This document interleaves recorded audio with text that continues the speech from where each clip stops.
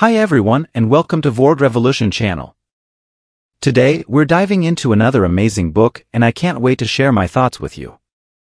This is book summary to Transcend, the New Science of Self-Actualization by Scott Barry Kaufman. Let enjoyed the video, please subscribing to my channel for more great content like this. You'll be notified when I upload new videos. Overview. Book summary, Transcend, the New Science of Self-Actualization. Transcend expands on Maslow's famous ideas about human needs and presents them in a new light that takes us on a path toward self-actualization. It explains the ways in which love, connection, creativity, and purpose can be part of our lives. In addition to providing practical advice on how to become your best possible self, it also demystifies transcendence, explaining that it's something we can all integrate into our daily lives. Introduction: Be the best self you can be. If you've ever taken an introductory psychology class or followed a wellness blogger on Instagram, then you're probably familiar with Maslow's famous hierarchy of needs. You've most likely seen a picture of a pyramid divided into 5 different levels. The bottom level, the base of the pyramid, represents humankind's most basic need, safety. The top level, the pyramid's tip, represents our most abstract need, self-actualization. This image makes it easy to think that going through life is like advancing through the levels of a video game. Once you're done with safety, you can forget about it and move on to the next level until, eventually, you reach the last level, self-actualization. This understanding is a bit simplistic. What's more, Abraham Maslow himself was working on a deeper way to understand the whole of human existence when he died in 1970. These summaries expand on his work and reimagine it, showing how self-actualization is about integrating all your needs into a healthy whole that enables you to grow. They explain how realizing your full human potential can connect you not only to your best possible self but also to the people around you. Along the way, you'll learn that transcendence, far from being mystical, is something we can all aim for in our everyday lives. How getting lost in a good book gives you a taste of transcendence. What a centenary on a remote Greek island can tell us about fundamental human needs, and why seeking adventure is good for your mental health. Transcend, the New Science of Self-Actualization. The need for safety is the basis of all other needs. Ever been hangry? If you're like most people, you probably have, even if you're not familiar with the word. Hanger is hunger-induced anger, and though the word is obviously a humorous coinage, it points to a very real phenomenon. It's just one example of how, when basic needs like hunger aren't met, negative emotions can overwhelm us, causing all other feelings and concerns to fade into the background. Our most basic need is safety. Safety means stability, a sense of certainty, and trust in our environment. It's the secure foundation that allows us to take risks and explore the world.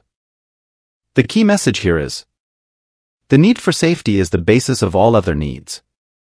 Beyond physiological needs like hunger, our sense of safety comes down to how we relate to the people around us. One of the ways we relate to others is called attachment, and it begins in childhood. Every human is born helpless and completely dependent on the people taking care of it.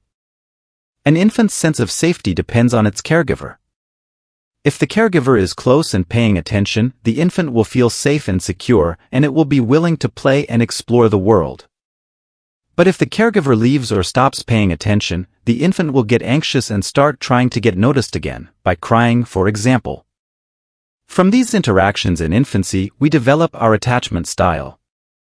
As we grow older, our attachment style plays a key role in our relationships. If we were lucky enough to grow up in a warm, caring environment, we learn to be attached in a secure way. We feel confident that others will accept us. But if our caregivers weren't reliable or sufficiently available, we become anxious in future relationships. We may even avoid close relationships altogether, which is called avoidant attachment. No one's attachment style is completely secure. There's a broad spectrum between secure and avoidant, and most people have at least some levels of anxious or avoidant attachment, or both, especially in times of stress. Still, people who have a secure attachment style are better equipped to deal with life's challenges. They cope with and regulate their emotions in more constructive ways and have more satisfying relationships. In contrast, insecurity, especially the anxious kind, can lead to depression and loneliness. The good news is that, though we learn our attachment style in childhood, we can change our patterns. New, positive experiences can help us develop healthier ways of interacting. Connection is a fundamental need. If you spend some time on the sunny Greek island of Ikaria and get to know its residents, you'll probably be invited to a 100th birthday party or two. On this little island in the Aegean Sea, there's no shortage of centenarians. What's more, many of them enjoy active social lives. The secret to their longevity? It's not just the nice weather and their healthy diet. It's their close social ties. On Ikaria, people are convivial and caring. Neighbors care for each other, sharing food and celebrating together, and most people live with extended family instead of alone. In a word, there's a strong and reliable community. The key message here is, connection is a fundamental need. Being around people, whether that means sharing a glass of wine or cooking a meal, fulfills a deep human need. Connection with others. The need for connection is the need for stable, positive, intimate relationships. In 2 words, it's the need for belonging and intimacy. Let's look at belonging first. It comes down to being a part of a social group. The need for belonging is satisfied when you feel accepted by a particular group. When you feel rejected and invisible, in contrast, that need is unsatisfied. Just how important the need for belonging is can be seen in what happens when it's not met. When you're excluded, it's not just your feelings that are hurt. Research shows that the pain of social rejection is indistinguishable from physical pain. And the effects don't end there. Continued rejection can lead to all kinds of problems, from poor sleep to depression. But connection involves more than merely not being rejected. The quality of the connection also matters. That's where intimacy comes in. Belonging is about feeling protected by your group. Intimacy is about loving, caring for, and protecting others with whom you have a close relationship. What makes for a quality connection? Well, close connections hinge on what psychologist Carl Rogers calls unconditional positive regard. This occurs when each person feels seen, cared for, and safe, expressing a whole range of feelings and experiences. There is also mutuality in high-quality connections, which means that the people involved are engaged and participating. Such connections also encourage experiences that keep us coming back for more laughter, joy, having fun together, and reciprocal gestures of kindness. Healthy self-esteem is the result of positive accomplishments. What image comes to mind when you hear the words high self-esteem? Do you instantly imagine a brash, arrogant narcissist who's constantly claiming the spotlight? In popular culture, self-esteem is often equated with an oversized ego. But healthy self-esteem is something else entirely. Self-esteem is not the same as self-regard. It has nothing to do with narcissism or egocentricity. Rather, self-esteem is the natural result of genuine accomplishment and connection with other people. If you find yourself too focused on improving your self-esteem, that's already a sign that something has gone wrong. The key message here is, healthy self-esteem is the result of positive accomplishments. Healthy self-esteem has 2 aspects, self-worth and mastery. Let's look at self-worth first. In a nutshell, it comes down to liking yourself. Do you think that you're basically a good person and feel comfortable with yourself? If so, then your sense of self-worth is in pretty good shape. But self-worth is about more than just how you see yourself. We're social beings, after all, and self-esteem is closely linked to the esteem in which others hold us. Our judgments about ourselves often factor in the judgments of others. If others like us and hold us in high regard, we have what researchers call relational social value. People with relational social values tend to have close relationships with others, and they tend to be valued in those relationships. The higher our relational social value, the higher our sense of self-worth. The other part of self-esteem is mastery. Mastery is the extent to which you can act intentionally, achieve your goals, and exercise your will. It comes down to feeling like a competent human being. But just like self-worth, our sense of mastery depends partly on how others judge us. That's where another kind of social value, instrumental social value, comes in. That's the degree to which others see us as having qualities that are important for the common good. Of course, you'll have more mastery in some areas of your life than others. If you repeatedly encounter obstacles when trying to achieve your goals, you may begin to feel incompetent and insecure. On the other hand, if you're consistently able to achieve your goals, you'll feel increasingly confident, which tends to create an upward spiral. The result, an overall sense of mastery.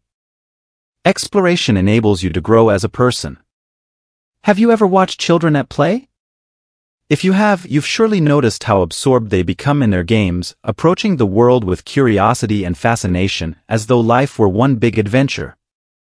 Sadly enough, our adventuresome nature tends to fade in adulthood. As we grow up, our playfulness and wonder begin to wane. This is a shame because exploration has many benefits. For one, it's how we learn more about the world. It can also help us sweep away our fears and anxieties. If we want to keep growing and developing, we should take a tip from children and treat life like a new land to be explored. The key message here is, exploration enables you to grow as a person. So what exactly is exploration? Well, it's the desire to seek out unfamiliar information and experiences. There are two types of exploration. One is known as behavioral exploration. The other is called cognitive exploration. Let's break each of these types down a bit, starting with behavioral exploration. Behavioral exploration has two components, social exploration and adventure seeking. Let's talk about social exploration first. It's when we have a sincere interest in other people's lives and are curious about what they're thinking. It's also what drives us to make new friends, take part in discussions, or seek out new experiences. It's about engaging with people in a way that helps us learn more about them and the world. So what about adventure seeking?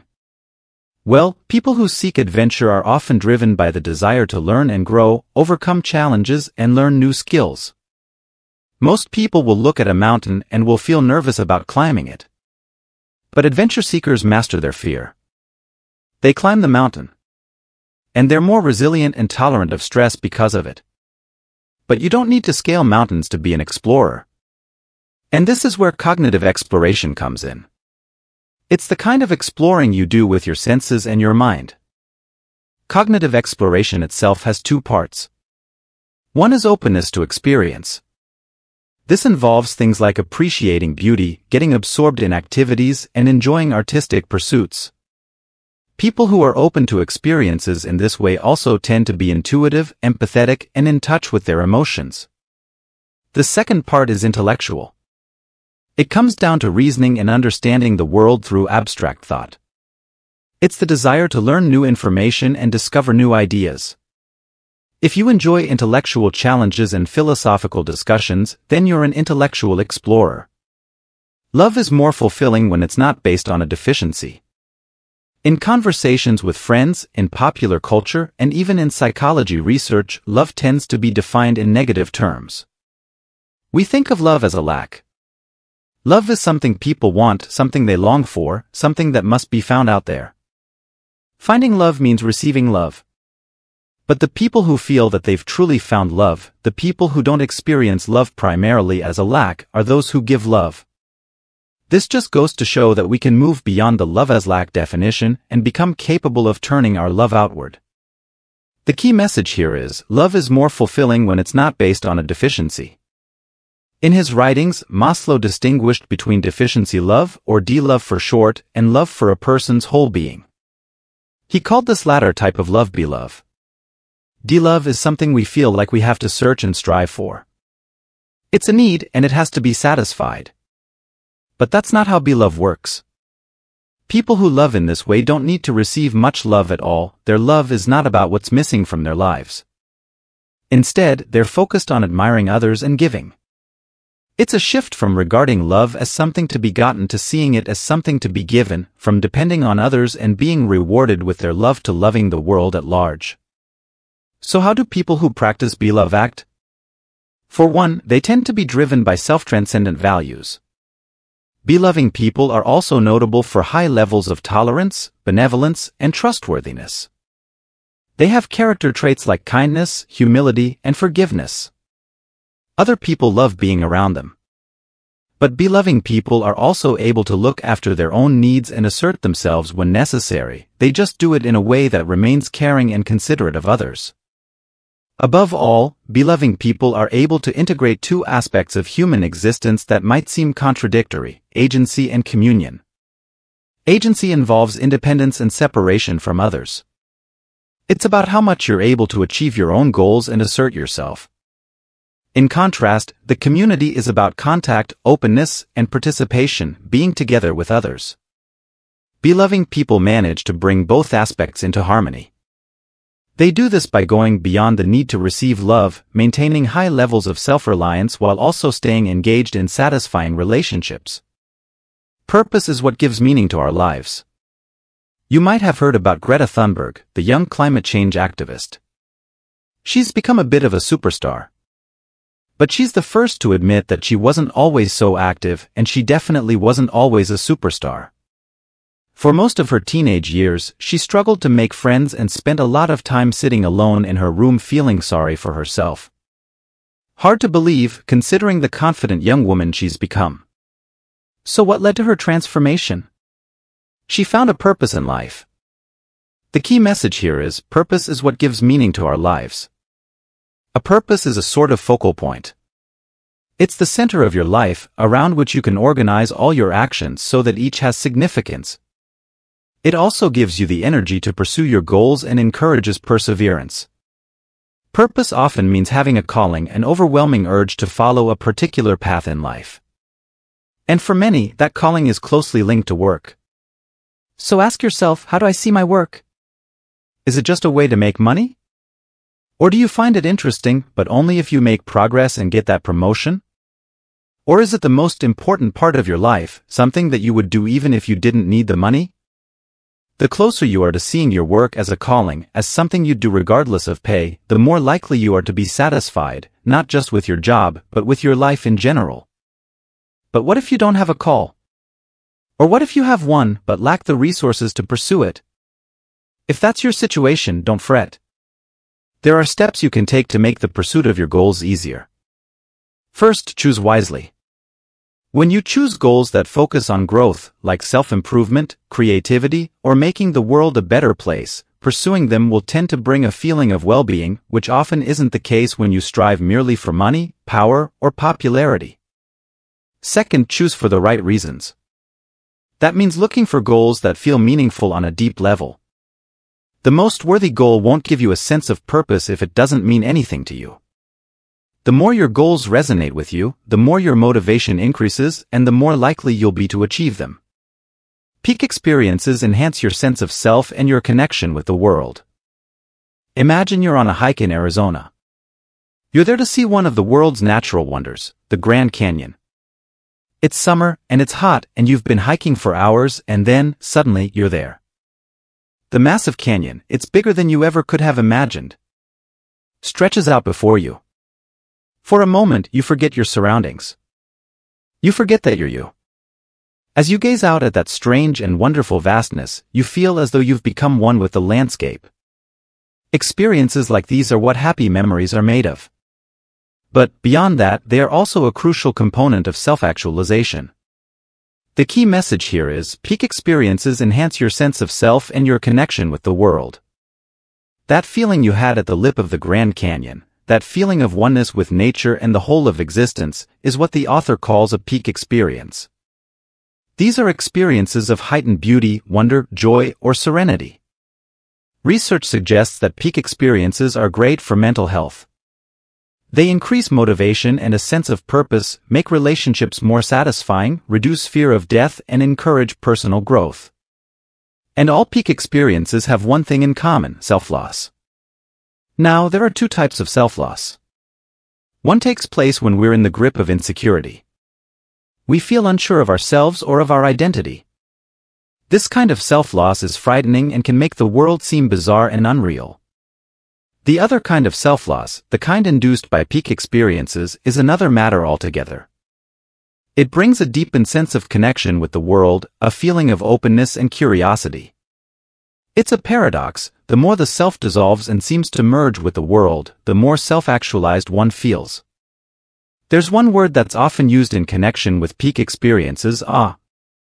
A feeling of awe can be inspired by vastness, like a view of the ocean or of the Grand Canyon. But it can also be conceptual. For example, contemplating eternity may inspire awe.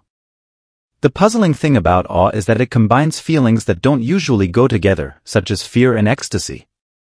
Yes, although awe involves fear, people who experience it usually describe their experience as strongly positive. And being filled with awe is good for you. Studies show that people who experience awe have increased life satisfaction. They also tend to be more generous and less aggressive. Transcendence involves your entire being. Now that you know about peak experiences, you might think that you can't go any higher. But it's actually possible to reach beyond the peak, and that's where transcendence comes in. Transcendence is an elusive idea and means many different things to many different people. In a 1969 paper about its meaning, Maslow came up with 35 ways to define the term. It included a great variety of concepts, from loss of self-consciousness to acceptance of the natural world to experience cosmic consciousness. Which is the real transcendence? Well, that's not quite the right question to ask. Transcendence is not just one aspect of your life, it's about the entirety of your existence. The key message here is, transcendence involves your entire being. Transcendence is not a goal that you can simply achieve once and for all, rather, it's an ideal that can guide you. It's about being the best version of yourself, mobilizing all your resources in service of this version, and integrating them in a way that raises the standard for the whole of humanity. Who are the people who do this? Anyone can have a peak experience, regardless of what motivates that person in life. But people who are transcenders are not just striving for happiness, health, or personal growth. Instead, they're driven by transcendent values and have a vision for the whole of humanity. Transcendent values leave deficiency needs behind. They're what you can aspire to when you're no longer motivated by lack, whether a lack of self-esteem or a lack of love. And they also exceed self-fulfillment. Instead, people motivated by transcendent values are devoted to a calling beyond themselves. This can include ideals like justice, truth, meaning, goodness, or beauty. The paradox is that transcenders are not necessarily happy. They may often feel frustrated when they can't realize their vision, or feel sad about things like human cruelty. But they're also better able to integrate the good and the bad sides of life and to feel less regret. In short, they integrate all aspects of human existence. They have the ability to look at the multiplicity of human needs in a non-judgmental way and see them not as conflicting, but as part of a harmonious whole. Experiencing transcendence means accepting different perspectives, being open to challenges and aware of the uncertainty inherent in human life. Final summary. Human needs are all closely connected, and the greatest sense of well-being and fulfillment comes when we can integrate them into a healthy whole. With our needs integrated, we have a base for growth and self-actualization. We open ourselves to transcendent experiences and the possibility of becoming the best selves we can be. The end. Thank you for watching. Please subscribe, like and share. See you in next videos.